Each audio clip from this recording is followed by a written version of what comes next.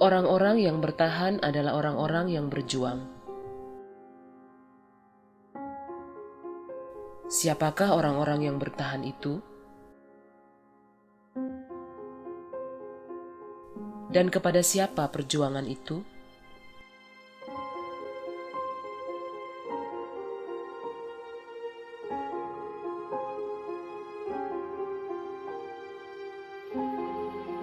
Ialah Yayasan Daya Pertiwi dengan semangat kekuatan dari alam lahir yang dibidani oleh Made Darsana Polak dengan rekan-rekan menjadi sebuah ruang untuk menjembatani perbedaan terhadap kesenjangan ekonomi dan kemanusiaan di kalangan masyarakat ekonomi lemah.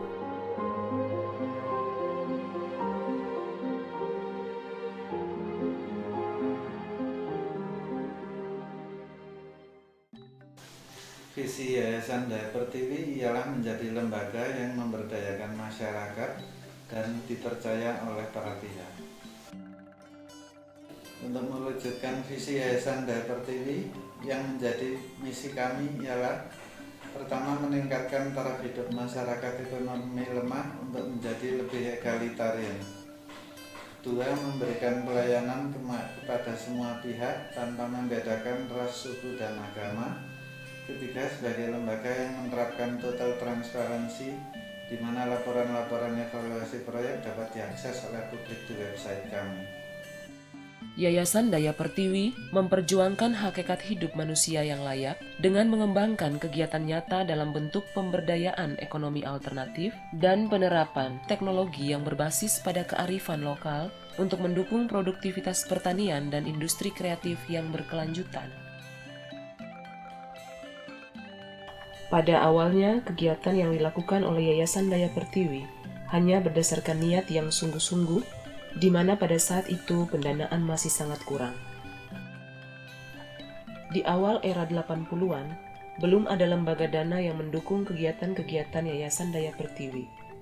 Daya Pertiwi bersama-sama dengan masyarakat mengumpulkan beras jumputan, di mana setiap anggota masyarakat yang dibina mengumpulkan segenggam beras setiap hari dan kemudian dijual setiap minggu untuk memodali kelompok-kelompok usaha dalam masyarakat.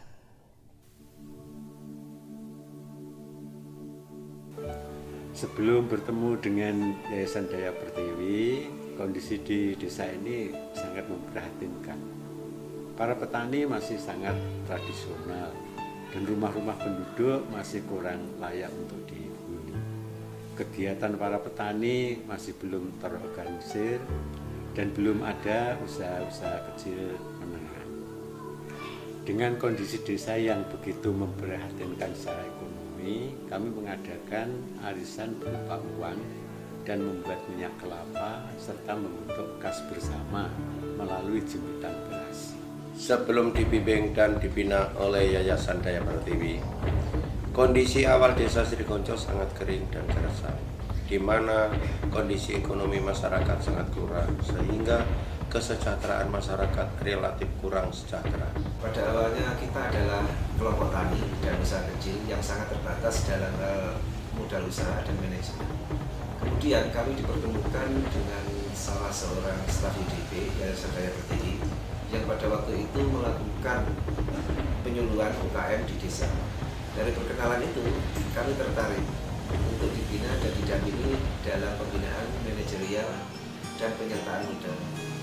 Bentuk pembinaan dan pendampingan dari Yayasan Daya Pertiwi berupa pelatihan teknis pertanian dan manajemen usaha bersama, serta dukungan aspek permodalan berupa kredit modal untuk menunjang kegiatan pertanian dan peternakan dari hasil kegiatan pelatihan. Kami dibina dan dibimbing kurang lebih 2 tahun, disertai dengan penyertaan modal dari Yayasan Daya Pertiwi untuk bisa mandiri. Nah, setelah mandiri, kita tidak lagi menjadi kelompok binaan Yayasan Daya Pertiwi, tetapi menjadi partner kerja sampai sekarang. Yayasan Daya Pertiwi didukung oleh lembaga-lembaga dana dari Eropa dan berlangsung dalam tahun-tahun yang penuh tantangan. Di tahun 80-an, Daya Pertiwi didukung oleh konsorsium lembaga dana dari 3 negara, yaitu Novib di Belanda, kemudian Bread for the World di Jerman, dan NCOS di Belgia. Kerjasama lain juga berlangsung dengan masyarakat Menal Dumedil di Friesen, Belanda Utara, yang mengadopsi salah satu desa binaan Daya Pertiwi menjadi desa yang kesekian dari distrik mereka di Friesland.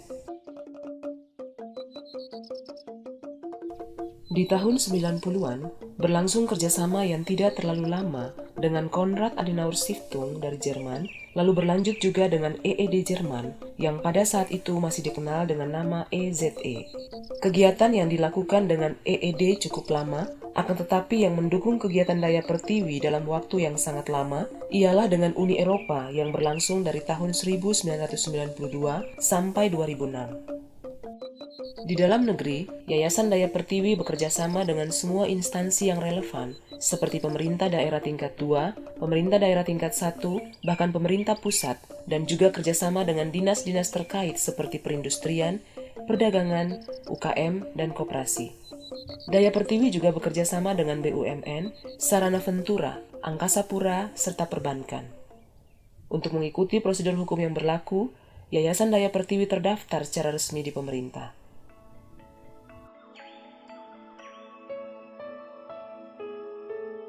Saat ini, kerjasama dengan pihak internasional ialah dengan ICO Belanda dan juga sebuah lembaga merger antara EED dan Bread for the World. Dengan ICO, Daya Pertiwi bekerja sama di Nusa Penida dan dilanjutkan di daerah Bali Timur serta Jawa. Sedangkan dengan merger EED dan Bread for the World, Daya Pertiwi akan bekerja sama untuk pengembangan sosial ekonomi terpadu dan lingkungan hidup di Flores.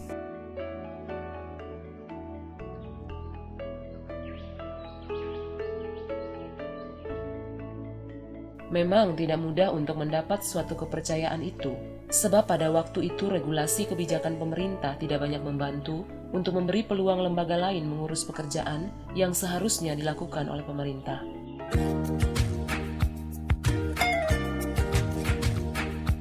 Tapi anehnya, kalau zaman Orde Baru ada dialog-dialog dengan Departemen Dalam Negeri, bahkan ya, dan kerjasamanya cukup bagus. Tapi di era reformasi seharusnya lebih dari itu, bahwa harus dicapai peningkatan dan partisipasi swasta dan pemerintah untuk saling sama-sama mengatasi masalah di dalam negeri. Tapi yang terjadi adalah bahkan beberapa langkah ke belakang.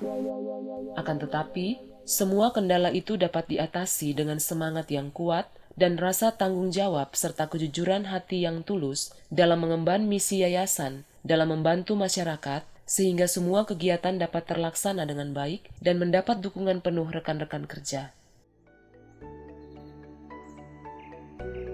Kalau pandangan saya, Daya Pertiwi dengan masyarakat yang dibantu bukan hanya di daerah Srikonjo, tapi di wilayah lain-lain itu sepertinya itu seperti keluarga. Jadi tidak ada istilahnya nanti kalau kamu bati mendapat keuntungan kamu harus mengembalikan uang, gitu enggak. Jadi dibimbing dari mulai awal, dari belum bisa menanam sampai berhasil. Karena kegigihan dan kepemimpinan yang baik serta terbuka dalam tubuh Yayasan Daya Pertiwi, maka hasil yang diharapkan dari visi dan misi yayasan dapat terlaksana dengan penuh tanggung jawab. Di semua lokasi bantuan, semua program kreatif terlaksana dengan baik dan sanggup mengangkat martabat dan kualitas hidup setiap individu. Untuk keberlangsungan layanan yayasan dan kinerjanya, kerjasama dengan pihak eksternal sangat penting, baik itu dari luar atau dalam negeri. Namun tidak harus ada ketergantungan, karena akan menjadi berbahaya apabila secara tiba-tiba bantuan eksternal itu berhenti. Hal penting lain yang diterapkan Daya Pertiwi ialah reward dan punishment, di mana hasil kinerja staf yang baik akan dihargai dan ada punishment bila terjadi pelanggaran.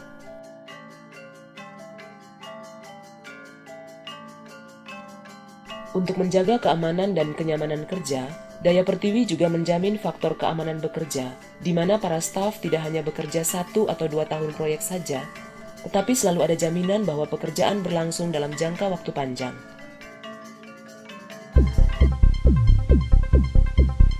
Perubahan-perubahan yang terjadi setelah mendapatkan pendampingan dan pembinaan dari Yayasan Daya Pertiwi yaitu pertama, ada perubahan pola perilaku pengolahan lahan pertanian yang lebih baik.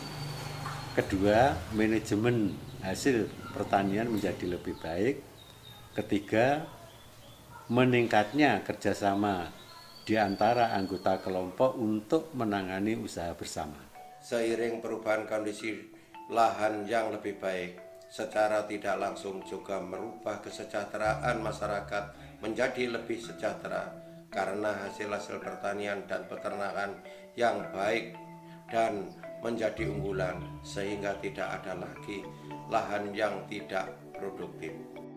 Keberhasilan Yayasan Daya Pertiwi tidak sampai di situ saja. Sebab dalam satu masa, pihak pemerintah membawa salah satu hasil penelitian mereka terhadap desa bantuan Yayasan Daya Pertiwi, Sidorejo, ke tingkat internasional di Nagoya, Jepang, dan terpilih menjadi desa percontohan bagi para penyuluh di negara dunia ketiga.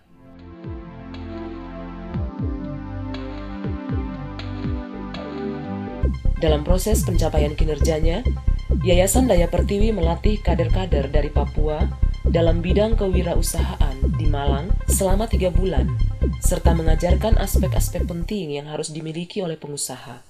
Setelah pelatihan itu, para kader ini ditempatkan di beberapa perusahaan swasta di Denpasar untuk melakukan magang selama 1 bulan. Setelah kembali dari pelatihan, staf Daya Pertiwi ditempatkan di Papua untuk membimbing mereka mengelola 4 usaha supermarket yang dikelola oleh badan usaha terbatas, di mana sahamnya dimiliki oleh beberapa suku di Papua.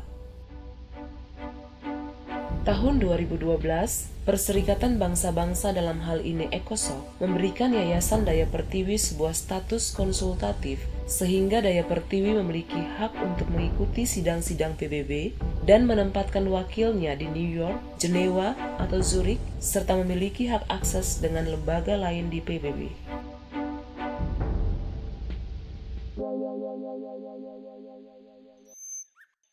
Yayasan Daya Pertiwi tidak terlena dengan semua capaian itu, dan terus memacu diri untuk melakukan kegiatan kreatif di daerah yang memiliki potensi untuk dibantu. Sehingga, ekspansi kegiatan Yayasan Daya Pertiwi berlangsung di wilayah Indonesia Timur, seperti Bali, Nusa Tenggara Timur, dan Papua. Untuk menindaklanjuti program yang telah dicapai di tahun-tahun sebelumnya, Yayasan Daya Pertiwi tetap berkomitmen terhadap program-program yang telah terlaksana, yakni program pemberdayaan ekonomi masyarakat berbasis lingkungan.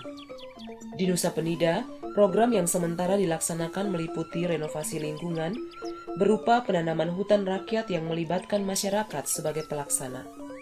Sedangkan untuk program pemberdayaan ekonomi, Daya Pertiwi membentuk kelompok usaha pengrajin industri rumah tangga seperti kerajinan tenun, dan kelompok peternakan guna mendukung perekonomian masyarakat.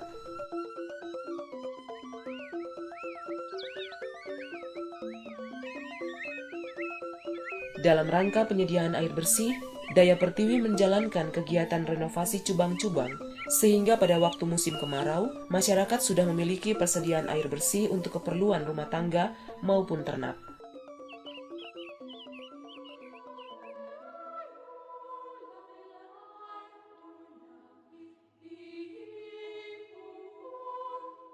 Harapan kami terhadap masyarakat, khususnya di daerah binaan Yayasan Daya Pertiwi, di mana program-program dan proyek kami dilaksanakan, adalah suatu saat mereka dapat mandiri secara sosial ekonomi, tapi juga turut serta bersama kami membantu di daerah-daerah lain di mana masyarakat masih membutuhkan.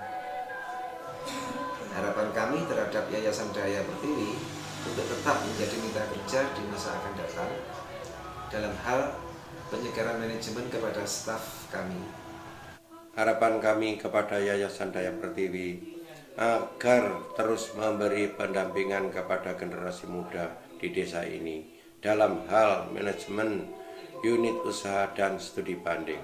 Selama saya bekerja dengan Daya Pertiwi sampai terjun ke masyarakat, itu belum ada kendala sama sekali.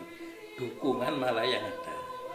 Bukti keberhasilan kami setelah mendapat bimbingan dari lembaga swadaya masyarakat Daya Pertiwi itu, nominasi penghargaan itu nomor 1 Kabupaten Malang sekitar tahun 1992.